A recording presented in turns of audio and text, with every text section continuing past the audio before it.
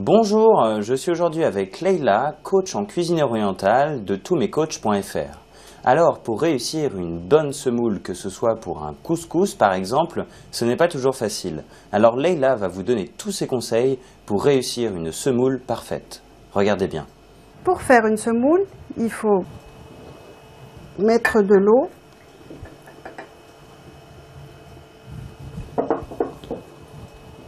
Pour mieux l'humidifier, il faut verser l'eau et bien couvrir. Et après, enlever l'eau qui est en excès. Il faut bien rincer et verser l'eau et ne pas laisser de l'eau dans la semoule parce que ça risque d'absorber l'eau. Et quand vous mettez la sauce après, la semoule sera gorgée d'eau et elle ne pourra pas absorber votre sauce.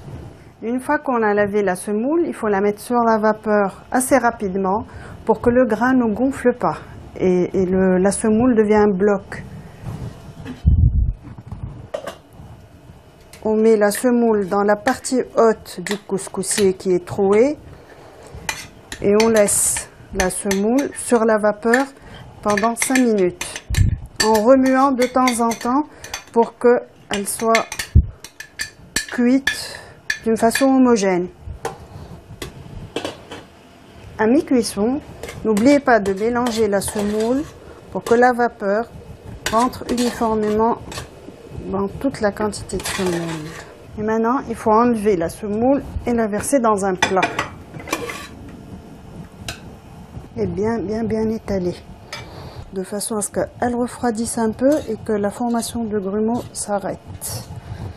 Si en remuant avec la cuillère, vous trouvez encore des grumeaux, il faut juste les ouvrir un tout petit peu avec les doigts comme ça et ça partira.